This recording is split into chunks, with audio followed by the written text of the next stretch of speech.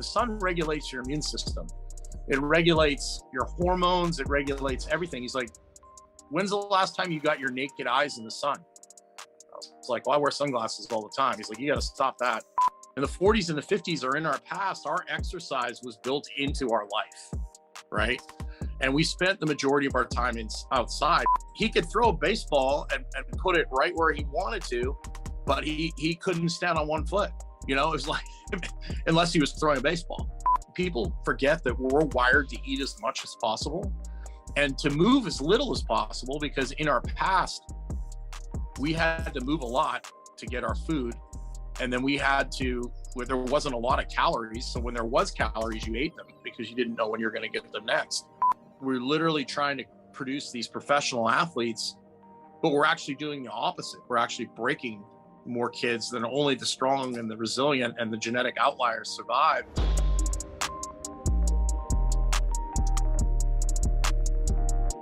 All right, Jim, we're on the podcast. Welcome. How are you doing? I'm great. How about yourself? I'm doing very, very well. Thank you very much. I was just trying to remember where I got to know of you probably about 10 years back when I was still in Vancouver, Canada. And I mentioned the names Dark Side Strength, Pat Davidson, and the likes for those who know those guys. But maybe I'll let you give a brief intro of who you are and what you do. We'll then go back into your history. You've been in the field for quite some time, so we're going to run the gamut. But right now, who is Jim and what does he do?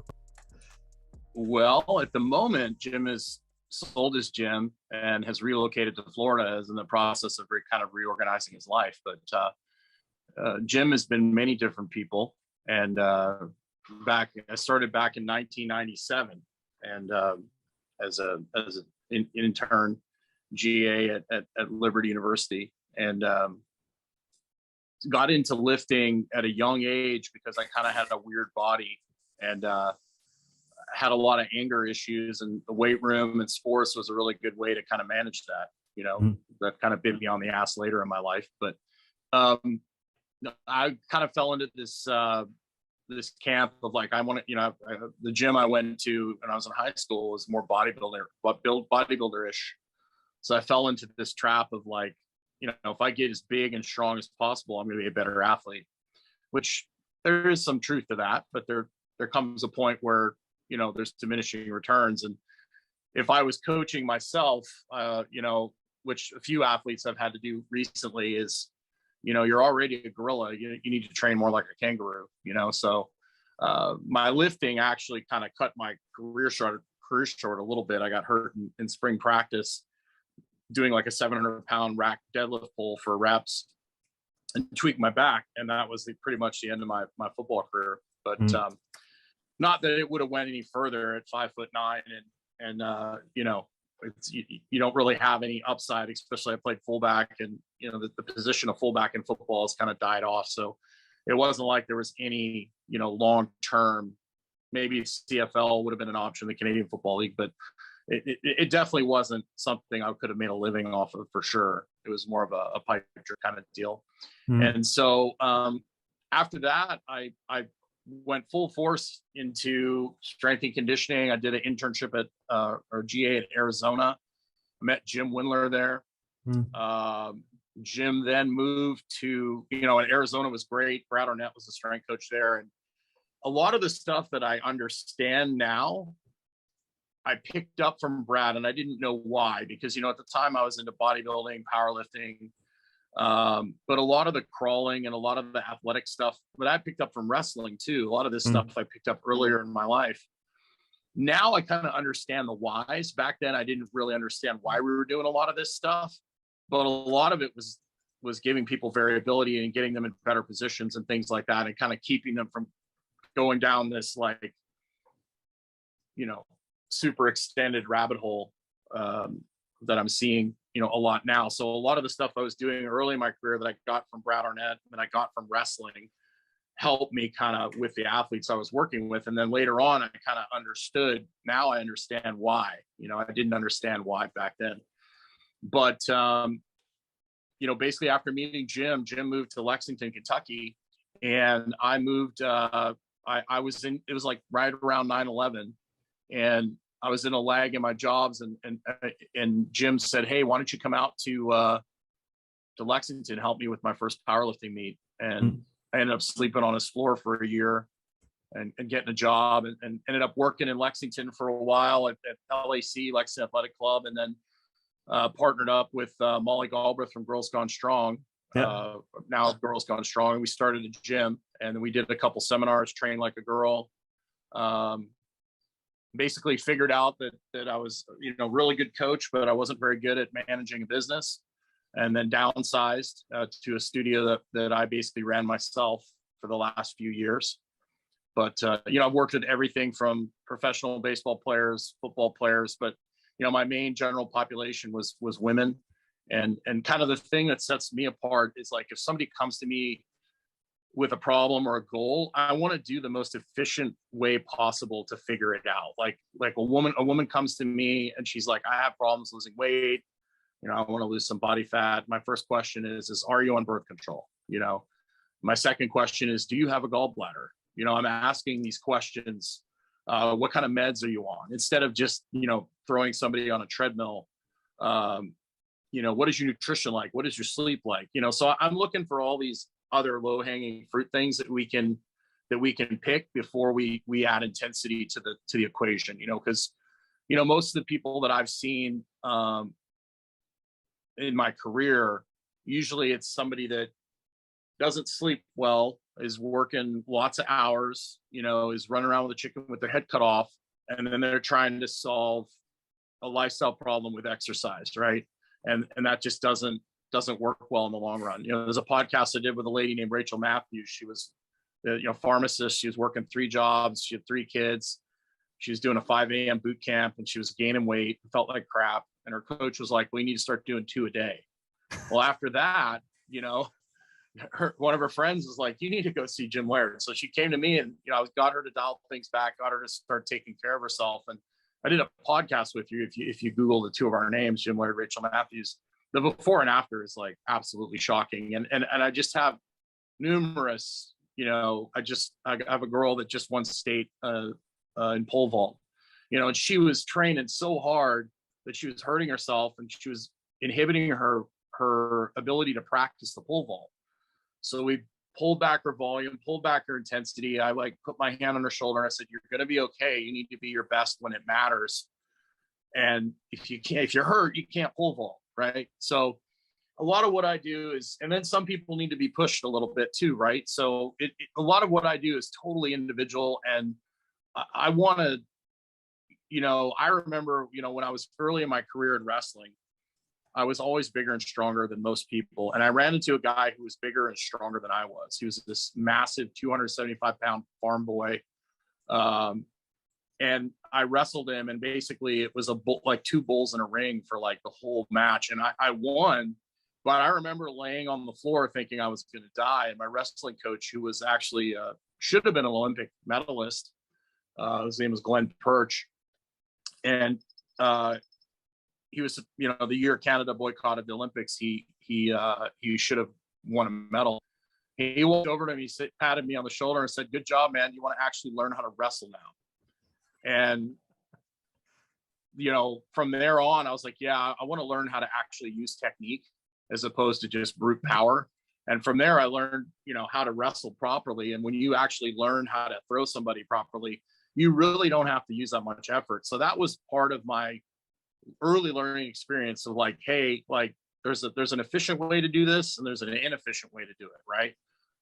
And next kind of step on that was a guy named Chuck Vogelpool. When I first started powerlifting, Chuck is like, one of the strongest guys, especially in that era, in the geared powerlifting era when I lifted. And I remember my first meet, I think I pulled like just under 600 pounds, and Chuck walked over to me, and kind of laughed and was like, dude, you should be lifting a lot more than that. I was like, why? He goes, well, you're actually lifting the bar and you. He's like, dude, you got to create leverage. You've got to pull yourself through the floor. You got to get the bar to bend and create tension. And then it's like a teeter-totter. Well, literally within like 2 weeks of him teaching me that, I pulled well over 600. In my next meet, I pulled over 700. I didn't do any extra work, right?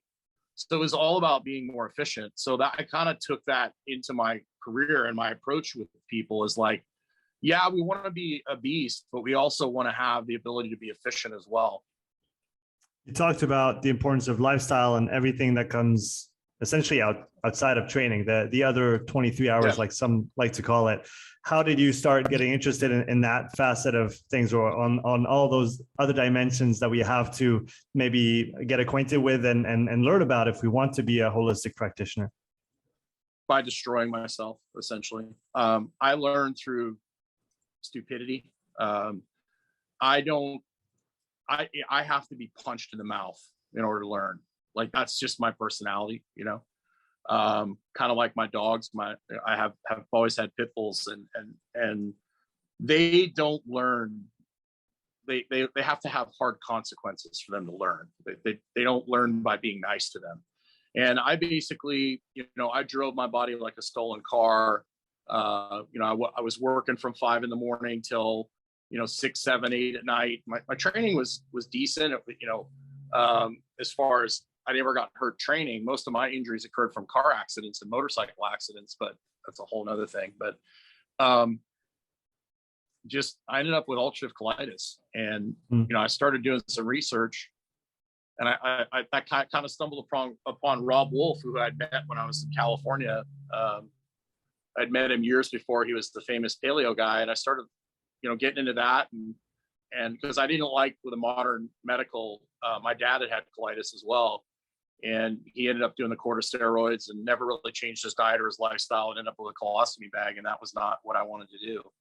And so I started looking into this, and I came across Paul Chek, who was like, the harder you work out, the more you got to work in. And I thought having a day off training was a day off, but my day off was 5 a.m. till, you know, 7, 8 at night, and I get home, and by the time I wound down, it was 11, 12, you know, and then I was getting up at 4:30 the next day and doing it all over again like an idiot. And so that right there, learning how to slow down and chill, that really forced me to look at myself. And part of the reason I drove myself so hard for so long is I didn't want to deal with the reality of myself, right? I had some demons from my childhood that I needed to deal with, but I was pushing them in the closet and using exercise and using like combat sports to manage that, you know. And I had to look at myself and be like, I can't be this hate. Like I can't run on hate and anger anymore. Like, even though I was a really nice person, I just, the weight room and being aggressive and all of that. And obviously that's still a part of me. He's chained up in the basement. He's allowed to come out and play every once in a while.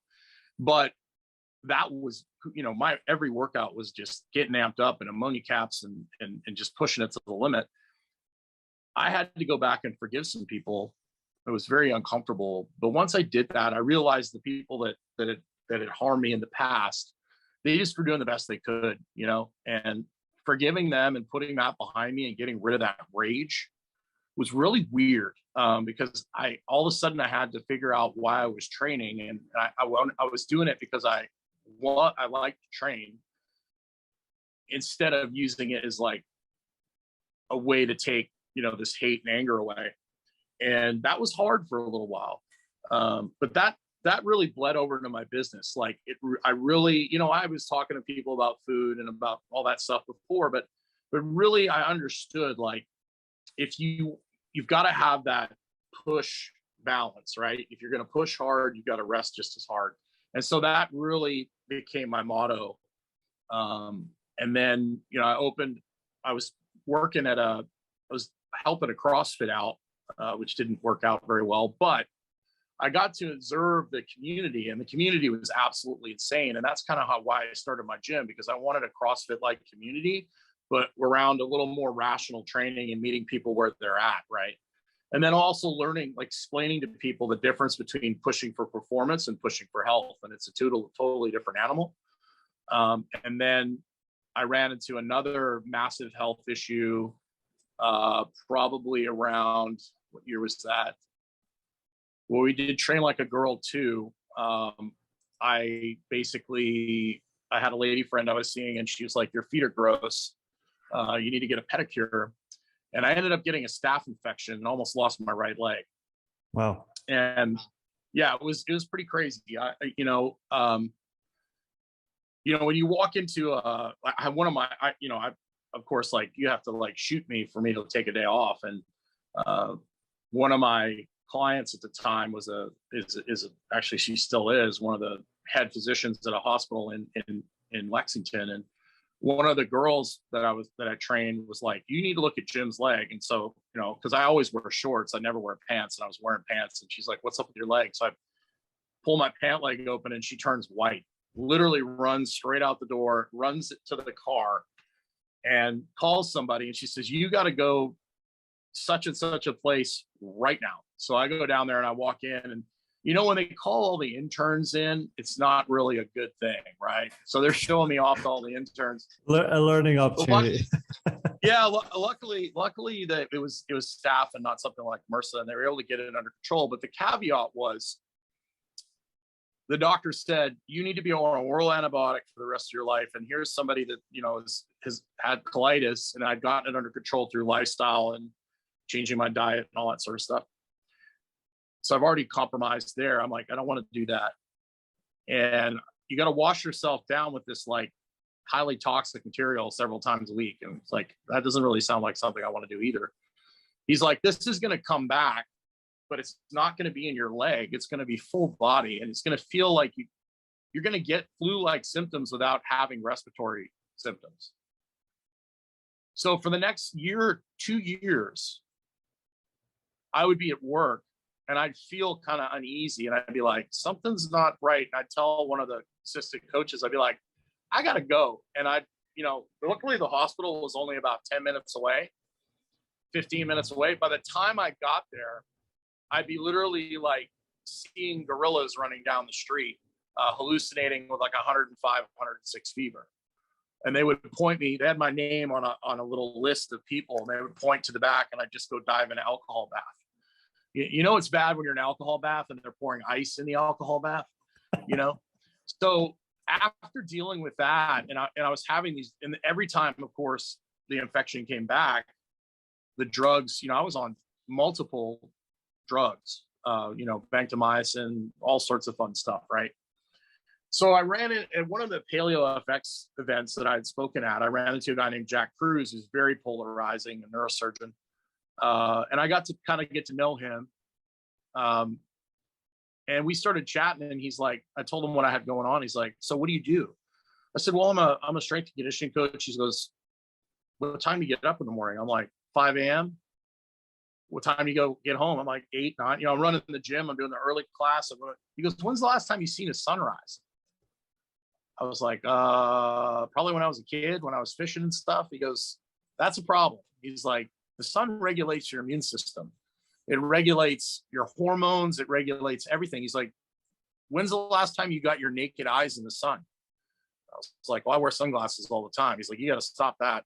And I started diving into this and the circadian biology type stuff. And dude, it's insane. Like, your immune system changes with the seasons. Like, your immune system's different in the winter than it is in the summer. And I basically was living this indoor zoo human existence, helping people get healthy.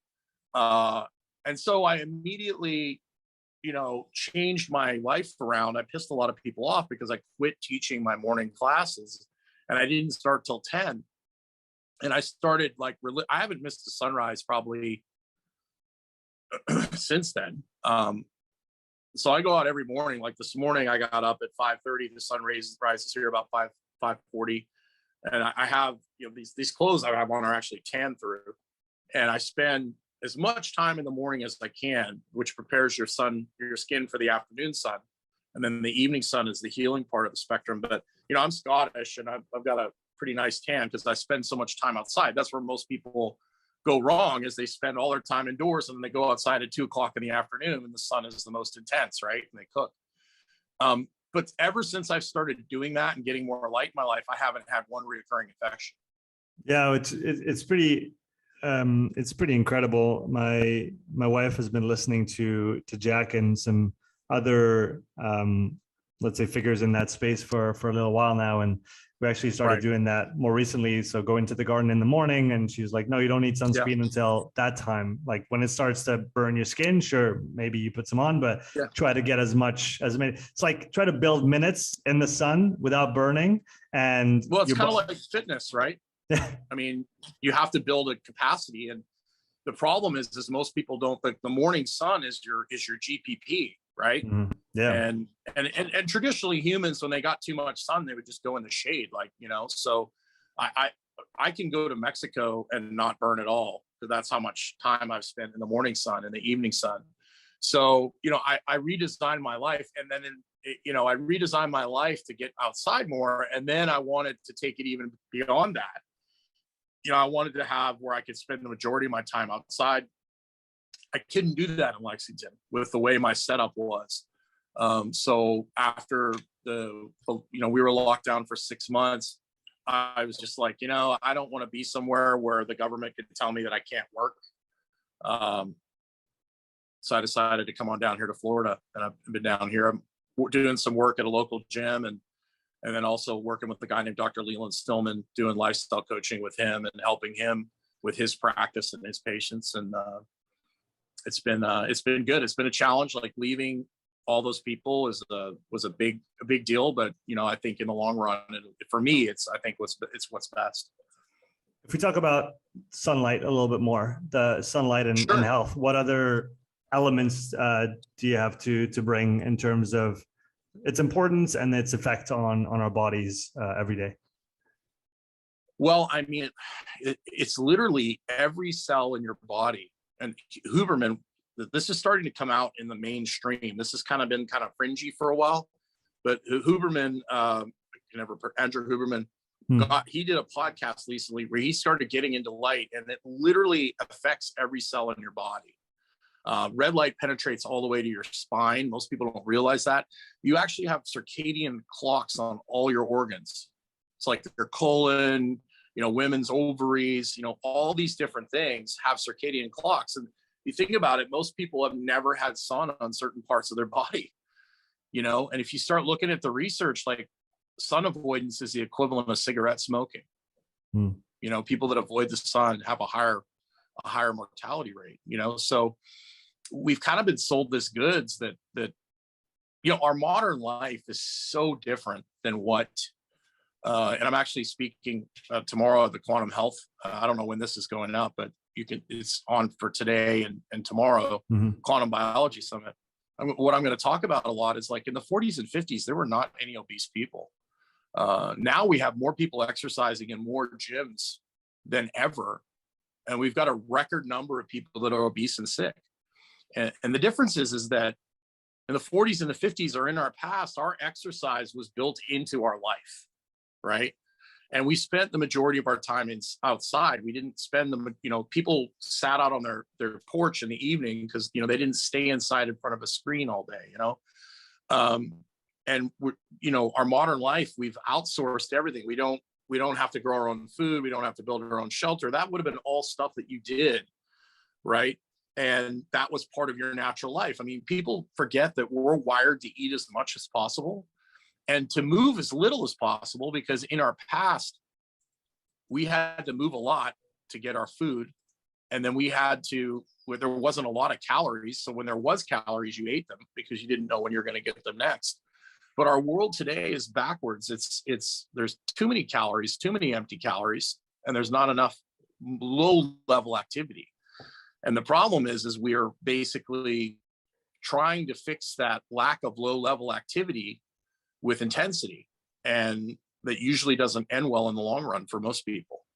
Yeah, that's something that I learned the hard way. I got to like the indoor rower a little while back, and trained pretty seriously on it for a year and a bit. I was probably doing 4 to 5 high intensity sessions per week. I obviously in recent years have been learning a bit more about endurance training and thresholds and zone 2 and the importance from both the performance and a metabolic standpoint, and quickly realized that in that year and a bit that I was rowing, I didn't do a single low intensity session. I don't even know what that feeling is. And just kind of thinking back to, well, obviously by doing the high intensity stuff, those adaptations come pretty fast. So you can get a lot out of yourself on a pretty short term, but then you plateau and then you start running into issues because you just pedal to the metal and the frame is not there, right? If you don't have that aerobic base, the pyramid is only going to go so high, right? Exactly. I see that with kids today. When these young kids, these 12-year-olds I'm working with, they're always being coached. They never get to play on their own. They're not riding bikes outside like we used to. And they're being exposed to I went out to one of their practices and it looks like literally like a professional soccer practice. And these kids are being exposed to things that are way beyond their pay grade. And their bodies are using very, very high threshold strategies, strategies like a power lifter would use to lift heavy weights to accomplish some of these tasks. They're hanging out on their joints, they're jamming their spine together. They're getting these jobs done in any way that they can. And it's no wonder these kids are blowing up, and it's when I work with these kids, I almost look at my training session as another sport. Like half of them can't stand on one foot. Half of them don't know how to skip. Half of them, just their coordination other than soccer is awful, so they don't have that base. So it's really hard to explain to parents that I'm taking a step back and I'm going to fill in some of the pyramid at the bottom so that they can continue to go up. Because a lot of the drills and a lot of the things they're doing, they're just not ready for, and it's hard to get parents to understand that. And, we'll train for 10 or 15 minutes and then we'll play a game for 10 or 15 minutes. They'll play kickball or tag or whatever. And the parents are like, why are they playing? I'm like, that's what kids do. That's what kids learn. That's how they learn. And the parents are like, well, we need to be more serious. And I'm like, they're 12, let them be 12, so I don't know, in Canada and in Switzerland and Europe, they tend to have better like phys ed programs, athletic development programs. But here in the United States, the system is vastly, vastly broken. And I guess they basically, if it's just there to feed into the big organizations and leading to, pro athletes or pro teams and all those things. It's about money. It's about money. That's what it's about. It's these AAUs and these teams. They make a lot of money. And there's so many. It's such a big population here and such dramatic diversity. Whereas if you break athletes, it doesn't really matter. Whereas in like Canada, for basketball, you might only have 1 or 2 7-footers. So if you break them, you're finished. But here in the U.S., you've got endless numbers of kids, right? So it's basically what we're doing to our children here is basically like putting them in math, in the 2nd grade and no other subjects, and that's really hard to explain to parents, like, because the way the system is set up, like if you don't play club, the high school coach isn't going to let you play high school. And if you don't play high school, it's just, they don't give the kids a break. They don't let them play other sports. It's about winning at a young age. And I see, like, I had a kid that I worked with for years that I tried to help, but he was 6'4" in the 8th grade. And so guess what position he played in basketball? Center, right? And of course they won every, 8th grade, middle school championship, right? The kid was probably one of the best high school basketball players ever in the state of Kentucky, but he never grew over 6'4". But he didn't have any of the other skills he needed to play a different position because all he played was center. Mm-hmm. So he ended up playing at a really small school, which is fine, but he could have played at a very high level if he'd have developed some of the other skills. Same with soccer. You'll have these soccer kids in the 8th grade. They're super fast because they're an early bloomer, right? Or a baseball pitcher. They're stockier. They have better coordination. They just kick the ball straight down the sideline. The kid runs down the sideline, scores a goal. By the time he gets to high school and the other kids have gone through puberty and caught up to him, he's not the fastest kid anymore. He has no skills in soccer. He doesn't know how to play the sport. All he can do is run down the sideline in a straight line. He's finished. He had one card. He had one game. And I see that, I guess you describe it really well for children. I see that, I'd say in sports, I've been lucky in the last few months to work with a lot of athletes in different sports, and just seeing the lack of general development. They're probably pretty good specialists in their sport, but they lack a fundamental base of general preparation. And we need to think athlete first and then specialist second, but we've kind of lost that somewhere along the way. And it's incredible how little general work you need to actually show positive effects on your sports work, right? Oh, I worked with Scott Downs, is a Major League Baseball pitcher I worked with for like 15 years. And he came to me just after his Tommy John surgery.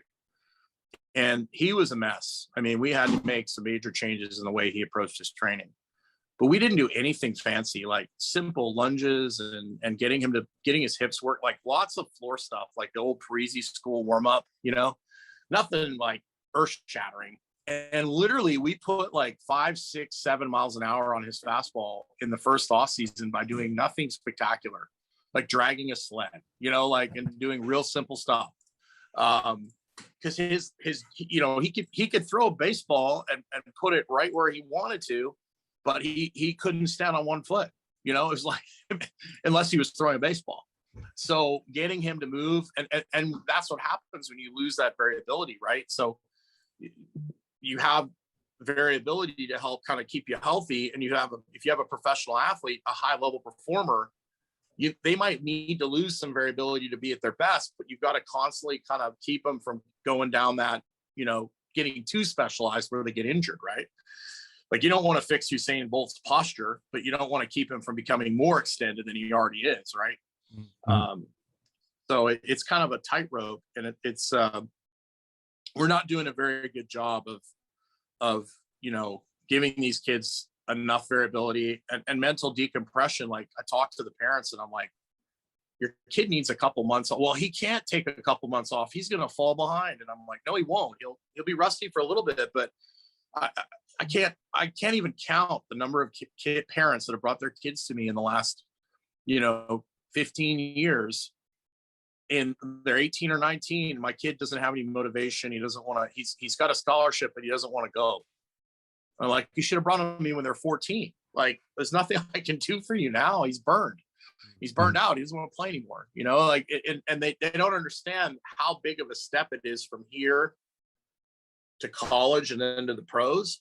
And if you've been cranking full speed the whole time and you don't have anywhere to go, like if you've maxed it out because you've been pushed so hard, you aren't going to have the reserves to go to the next level, right? And a lot of these kids burn out mentally. It's unfortunate. Yeah, you really have to push from below, build the base, and then make the floor rise up and up and up. And once in a while, you got to go push that ceiling up because we need to. Right. And that's I guess the realization of all the work that we do. But you can't be pulling from the ceiling day in and day out. Yeah, and like kids, Lee Taft is, I don't know if you know Lee Taft, but he'd be a great person to have on your show. He's really leading the charge on this in the US, stirring up all sorts of stuff. But,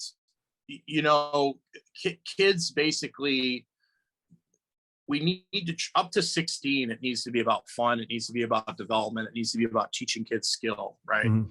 Learning how to dribble the ball with both hands, learning how to play different positions in volleyball, learning how to play different positions in baseball, so that they can develop the skills to play, and hey, you might have played soccer for a few years, but your body type, you're not a soccer player.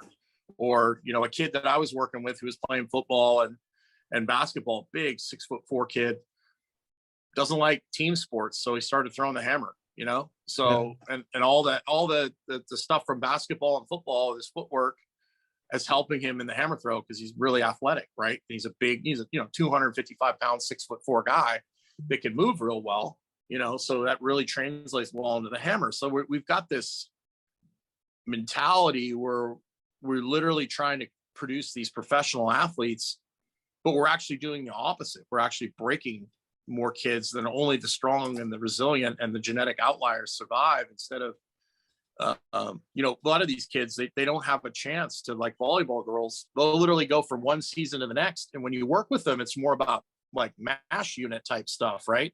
We can't develop any serious strength and power if you're practicing 2 or 3 hours a day. Like I can't, do anything that's going to allow us. I mean, we can do some med ball throws and stuff, but we can't do any serious, speed work and stuff when they're constantly practicing and constantly playing. So they never get a chance to develop their body, and it's unfortunate. It's very unfortunate. I didn't get a chance to work with this young girl, a swimmer, local swimmer. It was evolving, I believe, at the national level here in Switzerland, and she came to see me. Or her mom got in touch with me and said, "Well, so my daughter's a swimmer. She swims, I think, 6 times a week, and she doesn't have much time for anything else. They go to the gym once a week, but they do like tricep extensions with 2 kilos and a couple lat pull downs with 7, and the program never changes, and that's what it is. And her elbow hurts." And I was like, yeah. I understand. And it's apparently and that's maybe somewhere we can take this conversation is, how do you maybe go and talk to sports coaches and try to have a constructive conversation with them in order to allow the kids to have more time for strength and conditioning, for general preparation, for play, and maybe other sports, like you said, so that they can be stronger in their sport instead of just hammering them day in and day out. Did you find a way to build a bridge there somehow? Yeah, I built some really great relationships when I was in Lexington with different coaches, and some coaches get it and some coaches don't. Generally, football coaches are a little more difficult to deal with. Generally, the female athletic coaches get it a lot better. I had a soccer coach in Lexington that totally got it, and understood, what I was trying to do with the kids, and that I wasn't going to beat the crap out of them, and I was going to teach them, getting them moving in different ways, getting them to manage their extension, doing lots of crawls, and a lot of times it's just teaching them how to run properly, like teaching them how to fall and start. Like most of those kids don't know how to do that. Like little short 5-yard sprints go a long way out of a push-up position, go a long way in teaching kids how to just change their position on the field. And most of these kids have never been taught that or have never experienced it. Right. It's really difficult because you want to do what's right for the kid, but you also have to work within the system. Right. And when the parents come to me, I tell the parents, this is what's in your kid's best interest. And the ones that listen do really well. And then the other ones usually not so well. But you have to that's why when I work with kids now, I try to talk to them about taking an off season or taking a break. But, that's why the training I do is more based on, doing things like, rolls on the floor, like turtle, like you're rocking back and forth and, doing all sorts of different hip mobility type stuff and just general physical preparedness, teaching them how to hop in different ways and not an excessive amount of volume, bringing their work capacity up with things like sled pushes. Like a lot of these soccer players, their resting heart rates are very high. And it's because they spend so much time playing and so much time practicing in an intense level, they don't get enough really, really easy cardio. Right. So, you have them do a circuit of bear crawls, carries, and maybe a light prowler push for 10 or 15 minutes, and they are gassed, So adding some of that in, but, definitely developing relationships with coaches helps. That way, when you work with a team, they understand that, hey, we're gonna do things a little different. It's not about making them throw up. It's not about, all that kind of stuff. But the system in general is really eventually going to have to change in order for there to be a lot of, ideally when I talk with parents and stuff, I'm like, your kid's not going to play professional sports. The chances of that happening, chances your kid getting paid to play a sport are slim to none. Okay. Which doesn't mean we don't do the best we can to give them the best shot at it. Right. If it happens, it happens. Sports is for learning how to win and lose, learning how to play as a team, learning work ethic, commitment, all these things, love of movement, the love of physical activity. Those are the things, they're going to make a better citizen, a better employee, those sort of things. So explaining to the coach, explaining to the parents, this is what this sport is for. Okay. And, we want to do these low level things. I don't know if you know who Joe Ken is. No. He used to be a strength coach for the Panthers.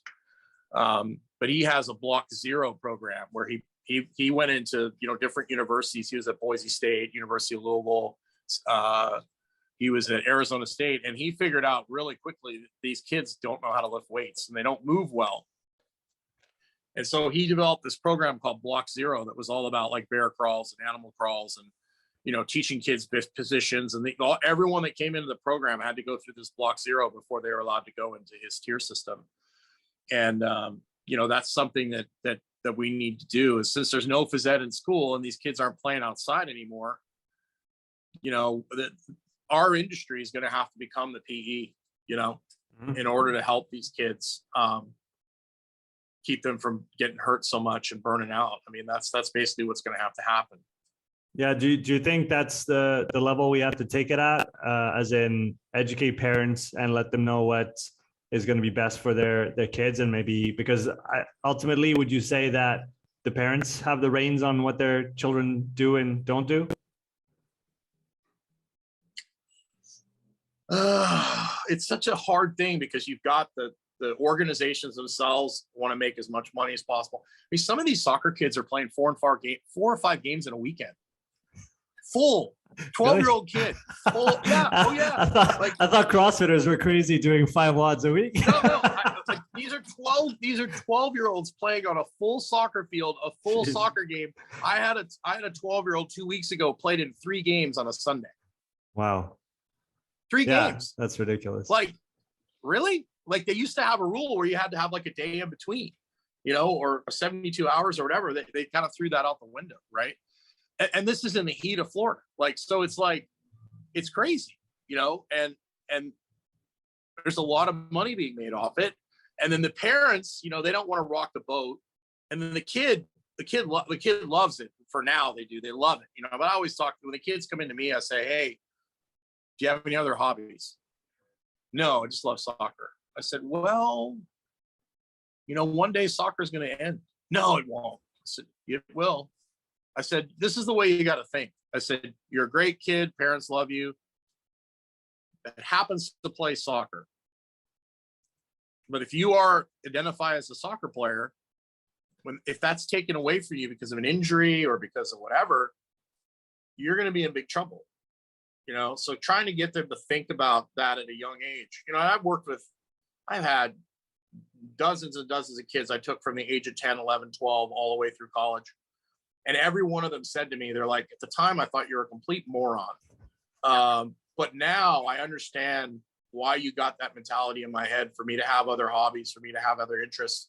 They're like, it's the most difficult thing I've ever done, is to go from being on a team, having coaches tell me what to do, where to go, what to eat, what to do. And then all of a sudden, nothing, and all of a sudden everything I've poured my entire life into this activity, since I was 5 years old, is all of a sudden over. And nobody does a really good job of preparing kids for that. Yeah, I guess it's almost fractal, because you need that variability in your training. You need the base, and then you need obviously the sport specific and the higher intensity stuff. And that's maybe just the competition or the sport itself, but you need that in your life as well from an emotional standpoint, right? You can't, like you said, you can't, right. or even you could take a financial analogy. You want to diversify your portfolio. You don't want to put all your eggs in one basket, because like you said, if that basket goes away, then you're in trouble. So, and I guess that's something I've been learning about in recent times, because I'm definitely a very one-track mind person and always going full on into one thing. And again, learning to slow down a bit. We just built a garden with my wife the last few months, and spending time there every week and turning off and picking stuff out of the dirt. And then it's different. And I used to hate it. Honestly, I used to not like going to the garden. She had to drag me there sometimes to help her. And now I'm like, okay, are we going this weekend? Are we going Sunday morning? We have some time. Maybe let's go in the evening with sunset. And it actually adds a lot, I guess, of, I don't know, it adds some really nice things to your life when you have multiple things to look forward to. And as much as maybe I would probably say, well, it takes away from me getting better at what I do as a coach, but it makes me better as a person all around. And at the end of the day, maybe we need to not just maximize one thing, but look for a few different things to try and slowly push forward and evolve and grow with. Yeah, I mean, you have to have, people will say if you want to be a super, super high achiever, you can't have balance. But I've found that the more time I have to myself, the more time I get in nature, the better coach I can be, the more driven I can be when I do work, you know? So it's just, it's like, you know, life is so short. Is it really worth going 100 miles an hour all the time? And I used to do that to distract myself. I couldn't sit still for a minute, but I'll tell you what, if you are a type A person and you learn how to truly let go and relax, it's the most liberating thing you've ever done in your life. And most people don't think about that because our life is so fast paced, like, the scrolling on the TikTok, scrolling on the Instagram, I mean, our lives are so go, go, go, go, to actually sit and, like, I've got one of the reasons I moved here is got nature trails literally right out front side of my apartment. And like literally in Lexington, I'd have to drive 30 minutes, to go anywhere decently in nature. And if you just like go quietly and sit for 10 or 15 minutes, and just listen to the birds and listen to I mean, it literally is it's like hallelujah, but our lives are so busy, we don't ever take the time to do that. Right. And I think when you look at people that were extremely driven, usually when they're, on their deathbed, they're usually like, I wish I would have spent more time with family. I wish I would have done more things that I enjoyed. Nobody says, I wish I would have, done, I wish I would have written 10 more programs, it's just, there's got to be a balance. Yeah, and it's like you said, it's really hard. And I totally identify myself in what you just said. We were just in the mountain this weekend with my wife. We took a little 3-day hiatus and went to visit a place here in Switzerland that we didn't think much of before, but we very, very much fell in love with this weekend, and actually looking at maybe some future opportunities in that area. And I had the weirdest feeling coming back from that weekend, Monday, Tuesday, Wednesday this week. I was definitely not depressed. I was not tired. I was just so relaxed. And Lynn kept asking me, "What's wrong with you? What's going on?" And I had my normal work days, but I was just really, really chill, and it just felt really foreign to me. But maybe that's something I need to look forward to and try to achieve more often. Well, it's hard as a coach because, like, doing this podcast, you have to be entertaining, you have to be engaging. And if I just sat here like a log, nobody's going to want to listen. I don't want to listen to myself if I'm talking that way. But when you're coaching, like I'm working with 10 or 15 kids, it takes a lot out of you, and especially like when I worked at the Division I level, when you're working with, and it's better now than it was, I believe, when I was there. There's more staff and stuff, but still, you got 70 football players in a room or 30 football players in a room. You got to be a gorilla for an hour and a half. Like you got to be on it and yelling and screaming, and that is exhausting. If you do that all the time, you're gonna run into problems. That's just the way it. Unless you totally chill out and shut off, you have to have the opposite extreme, right? And do you have some good strategies for this that you implement with either your clients or people you worked at in athletes sure. that you worked at over time? Yeah. So basically when I'm done, like anytime I'm not talking on a call or coaching people, sorry, I almost kicked the phone over. I close my mouth and I breathe through my nose, and I try and breathe as little as possible. Like it's a potato breathing kind of deal where I calm my nervous system down. I have some resets that I do that are kind of PRI-ish, that involve, exhaling and getting air out. I try to, breathe in for 4, hold for 4, exhale for 6 to 8 to try and get that parasympathetic system on. I jog in the pool. I use that as a way to get some to turn my parasympathetic on. So, the problem with high threshold people like myself is we're always in a state of alert, and things are going to suffer. Your digestion is going to suffer. Your immune function is going to suffer.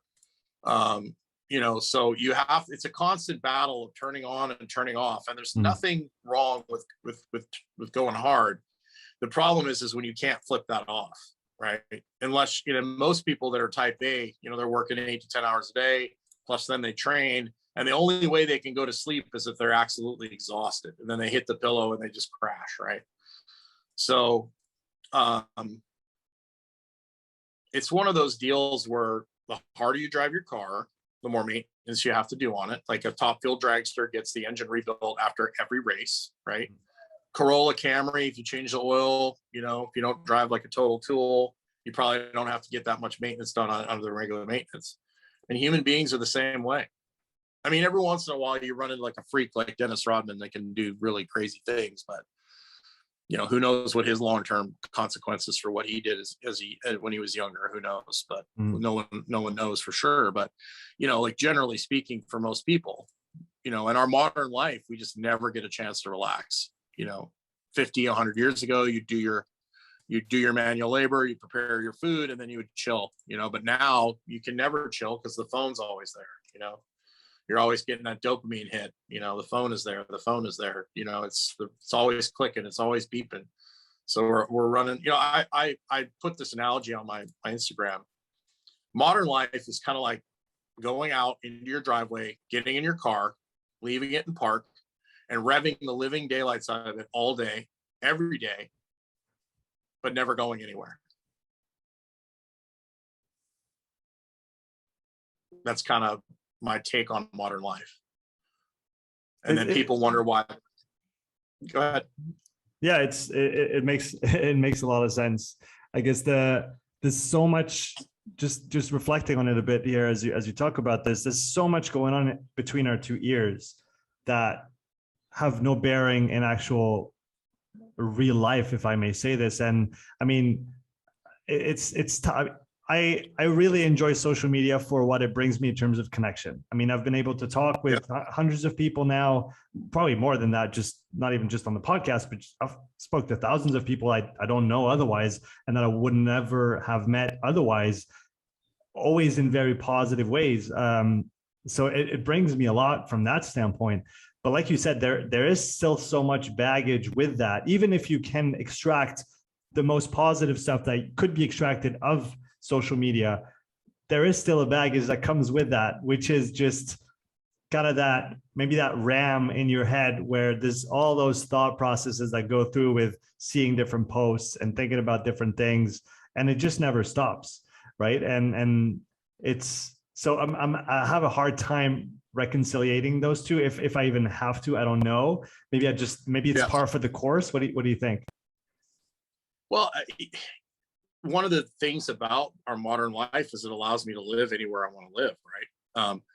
So that's part of what I do with Dr. Stillman is talking to people, figuring out, okay, you only sleep 5 hours a night. So what do we need to do to get that going in the right direction? Get outside in the morning. Not everybody's going to have to make major changes because not everybody has a disease that is threatening their life like I did, or an infection. But figuring out what does each individual have to do to get their life in a place where they're happy with it, right? And so a lot of it is managing technology, at least getting it off at 9 o'clock, so you're not sitting there scrolling at 10, 11 with your mind racing, having, times when you work on the computer, times when you don't. Like one of the things I do to mitigate my screen time is I do it outside here on the patio. So that helps. But everybody has to kind of decide. Our modern life, I don't think anybody wants to live like an Amish person. I mean, I certainly don't. If I had to, I would. But it's all about figuring out what the benefit risk reward is, right? And that's basically, you educate people on, okay, these things have consequences, right? It's like alcohol. It's fun, you can have a good time, but there comes a point where if you have too much of it, it becomes a problem, right? And then where is our modern world going? Like, if we're going the path we're going, we're basically going to be like Wall-E, right? We're going to be sitting in a chair with a feeding tube, in front of a screen with virtual reality goggles on. You'll have your virtual girlfriend and everything else. Like, that's not a world I want to live in, right? And that's kind of where the powers that be that are taking us. So, it's a really interesting dilemma, and it's just like success, right? Usually the stuff that makes people successful also is their Achilles heel, right? The obsession, the willpower, the all these things that make people good at what they do can also bite them on the ass. And it's the same thing with modern life, right? Our lives are a lot easier now, but it affects our health, right? We don't get the stresses of being outside as much. We don't get the sunlight. We don't have the being in nature helps us relax. That's what we're wired to do. We don't get that, but our life is easier. We live in a temperature controlled environment. The temperature doesn't vary very much. So it's about individual choice. Like, okay, how do you want to live your life? How do you want to feel? Do you want to be a more authentic human, or do you want to be a zoo human? And educating people on, the consequences of being a zoo human. Like, what I used to put on my Instagram, I used to joke. I mean, I really joke, but it'd be like 80 degrees in Lexington. There'd be like 6 picnic tables in front of a restaurant. There'd be a line out the door of people waiting to get inside. And I'd be the only person sitting outside on a really nice day, like maybe 15, 17, 18 Celsius, nice day, nothing, 20 degrees, whatever. And nothing crazy, like a really nice sunny day. And in Europe, it's better. I mean, people have been to Europe and people eat outside a lot more. But for some reason, everybody wants to crowd into that air-conditioned restaurant, even though there's no seats available. And they leave all the seats out front open. It's just like, really? So people have chosen comfort, and we're going to choose comfort over hardship, right? But that has consequences, right? There's consequences when if you decide to eat that donut every day, there's going to be consequences to that. If you decide to watch Netflix till 2 a.m. every night, there's probably going to be consequences to that. So it's about educating people on the consequences, and then getting people to start with simple lifestyle changes, like walking outside 3 times a day, or adding a protein at every meal, and then getting them going in the right direction and building enough habits in their life where they're happy. Like, there's a lot of people in my space that want to dictate what other people do and tell other people what to do. I just say, here's your problem. Here's what I think, some things that you need to be educated about that I think will help you. How many of these things do you want to incorporate into your life, and how many of them you don't? And then figuring out from there what's going to make you content, right? Yeah, I guess it's already realizing that we have a choice. There's an alternative. We don't have to, fit the mold, fit the model, fit whatever is in our culture, society, for good or bad. It's not necessarily right. The point of judging. It's just, there is a frame that is pre-established, that has been here for a while, and we just grow up into it. But until we realize that if we want to, we can do something differently, and we don't have to live in a concrete cage. I mean, I'm in an apartment building right now, and right. I grew up in this apartment. I grew up in this very bedroom, actually. I never thought about it as being a problem. That's just where people live. This is how it is. Sure. But then you look at it from the outside and you think, that's literally worse than poultry that they raise in cages on top of each other. That's pretty much the same thing in terms of, like you said, our non-exposure to the outdoors, to different temperatures, to different environments. So our variability is nullified essentially by controlling those environments so much. Well, and it lowers our resilience too, right? Mm-hmm. Like being out in nature, walking. All these things make us a more resilient human, right? And of course, we've extended life expectancy slightly by having, less traumatic death. Like medical community is very good at saving you from a heart attack or a car wreck or, infant mortality type stuff. But, most people are living longer. They're living to 80, 90, but they can't get up and down, and they're crapping into a bag. And that's not really the way I want to live my life. So we have to figure out, each person has to figure out what's best for them. And most people are going to choose comfort. Most people will go with the flow, and that's totally fine. That's not something I'm going to choose, but it's an interesting world we live in, and we're going down this technology where technology is changing so rapidly that it's our biology is it's almost impossible for it to keep up. Mm. Yeah, it's what is I'm gonna botch the quote, but we have primitive. You're gonna help me with that one. What was it? We have primitive instincts. We have middle-aged institutions, and we have godlike technology, and it just doesn't match. It just doesn't work very well altogether. No, well, and the people that are making the technology know how our brains work. The people making the food, they know exactly the right flavors to combine and the right amount of salt. The Dorito, there's a reason why you can't Lay's potato chips. You can't eat just one. Well, yeah, they know all about the triggers that make you want to eat the whole bag. Mm-hmm. Mm-hmm.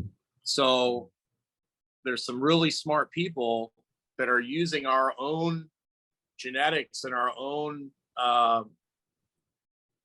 wired instincts against us to basically, feed us more stuff and sell us more stuff, So it's, I don't know what the answer to it is. I think the answer is self-awareness, and then, you figuring out what's best for you and your family. But, that's basically, where it's at. And I mean, you look at some of the stuff in the last couple of years with, the hand sanitizer and children not playing with other kids, and them staying inside, like the mental health issues, and then the, getting so far away from, children aren't playing out in dirt anymore, and like what that's doing to their immune systems. And hopefully a lot of people will figure it out that they need to have, a more authentic human experience. We'll have to see what happens. The last topic I wanted to chat with you about, one that hopefully we can all control in our own life, is sleep. What are some of the strategies that you like to recommend or put in place so that we can optimize this part of our life, which is pretty much the biggest part of the biggest time we spend on earth is sleeping? Yeah, Dr. Stillman and I are putting together a course, for people that can't afford to work with us directly or don't want to. And our number one thing is sleep. Like, if you get your sleep in order, and of course there's always that one guy that doesn't sleep, and whatever, there's always an outlier, but for the vast majority of people, sleep is the foundation. If you fix your sleep, you're going to crave less sugar, you're going to crave less alcohol, and that all comes out bound to basically fixing your lighting environment and getting out in the morning, getting out sometime during midday, and then getting your lights off at night. That's the biggie, because if you got your lights on in your house or you're in front of your screen at 10 o'clock at night, your brain thinks it's noon, so getting your circadian rhythm in order.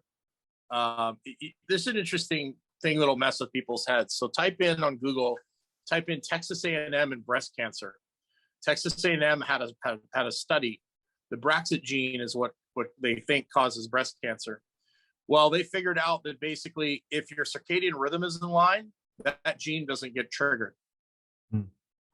So if your circadian rhythm is out of line, like if you're watching Netflix at 3 o'clock in the morning, your chances of getting breast cancer are a lot higher. You don't hear about that in the media.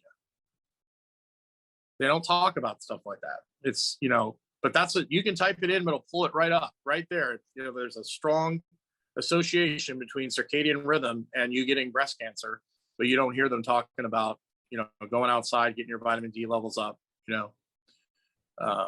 so it's a weird deal, but sleep is it. Like, cool room at night, try not to eat too late. I like to read. I'll put a red light headlamp on and I'll read, so that, when you read and your eyes go across the page, it's kind of hypnotic. That's a really good way to relax, like reading a real book. But having some sort of deal where you basically are shutting down several hours before bed, getting off the phone, getting off the screen. If you do have to watch TV or something, wearing blue light glasses. I have red light night lights in my bathroom. So if I have to get up in the middle of the night, I don't have to flip them on. And I have an EMR Tech red light that I turn on when the sun goes down. I flip that red light on in my apartment. Everybody that walks by sees my house glowing red, but it basically simulates like fire or candlelight, which doesn't mess with our circadian rhythm as much as the bulbs we have today, or incandescents are actually decent too. They've got red in them, not just blue. Mm-hmm. So, but getting the bright lights off at night when the sun goes down, and then, if you can get out in the evening, and that evening sun helps wind down your physiology as well. Make sure you don't take like a cold shower right before. I have people do like cold plunges before bed. I'm like, your temperature is supposed to drop before bed, not go up. Mm-hmm. So a hot Epsom salt bath really helps. But a breathing drill, like in through the nose, easy. When you breathe in too, you don't want to, it's not like a shrug, right? It's just easy. You fill up circumferentially, you fill up everywhere, and you pause, and then you give a long exhale. Like a 4 second in, a 4 or 5 second pause, and a 6 to 8 second exhale, like that for about 3 minutes.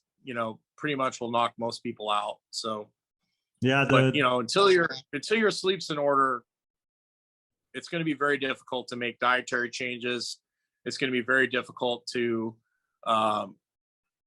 exercise at any kind of level. You're going to be craving stuff. You're going to have issues. Yeah, the hot showers have been helping quite a bit. I've been doing that I don't do them all the time, but it definitely helps because and that's what I think what you said, where it's you're gonna warm up with the shower, and then your body's gonna cool down, and that cooling down is one of the signals that help us just fall asleep. And so that's doing that. And I guess sound is a big one for me. The birds here are insane with the trees that we have around, and at 4 they're up, regardless of if I care or not. So earplugs have been really, really helpful, and I sleep really well. And I've been actually waking up at 5:30 for the last couple of weeks with the sun and without needing an alarm. And I try to go to bed at 9:30 to match and have a good sleep. It makes such a difference. I mean, my days are so much better when I sleep well, and my frame of mind, and it truly impacts everything, doesn't it? And you really don't have to go, like, it doesn't take long to get your circadian rhythm back in order. And if most people knew, like I always say this all the time, if most people knew how easy it was to improve your sleep, just getting out of bed and going outside and getting your eyes and your skin in the sun in the morning, most people would do it.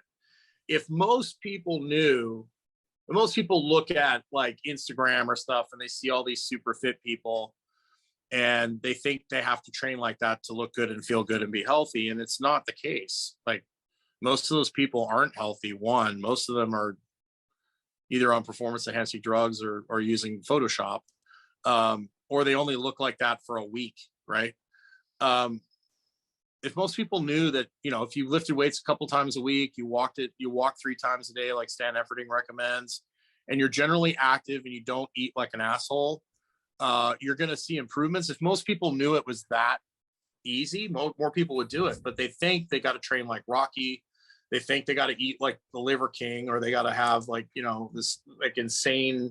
It's really not that difficult for most people to go in the right direction. And then you got to figure out like, okay, where's the spot where I'm happy? I'm not stressing out about too many different things. If I want to have a, pizza every once in a while, I can do that. Or I want to, have a drink, whatever. You kind of you get yourself where you want to be, and then you kind of figure out how much crap you can get away with. But if your sleep's good and your sleep's in order, you can get away with a lot more shit than if it's not. Mm-hmm. Yeah. Jim, that's been a lot of fun. I really enjoy those podcasts where we don't talk about training and we talk about everything that revolves around it. And I feel like this was one of those. Again, very, very enjoyable conversation. So I want to thank you for accepting my invitation. Where can people find you online if they're interested in learning more about what you do? Well, the best, Jim Laird, GYMLAIRD is my Instagram handle. I think I gave you a link to a LinkedIn, which pretty much gives all my contact information. But Jim Laird .com is my gym website. It's still not updated to where my current situation is, but I would say Instagram is probably the place where I update the most and do the most posts. And I've been really trying to do like a quick blurb every morning. That's been part of part of the ritual that I've started doing. These reels are crazy, like these short, like kind of feed into what we've been talking about, like the addiction of the phone. Like the companies are even changing. TikTok came out and everybody's on TikTok. So now Facebook is switching over to like a TikTok format just to get people scrolling. So you're hypnotized, and then they put an ad in there and you buy something, right? So, but I'm happy I'm going to play along with it if I can get more information out there. So yeah, definitely. You gave me your link tree, so I put that in the description for people that want to have access to all your links and your social and more. Thanks again, Jim. That was a lot of fun, man. You're welcome. Thank you. Thanks for listening to this episode. If you would like to support the podcast, please take a few moments to leave a written review and a 5-star rating on Apple Podcasts. If you want to watch this episode again, you can find the full video recording on my YouTube channel. You'll also find hundreds of hours of free content, all my podcasts, my thoughts of the day, structured presentations, and more. So don't wait, go subscribe, and I'll see you in the next episode. Take care.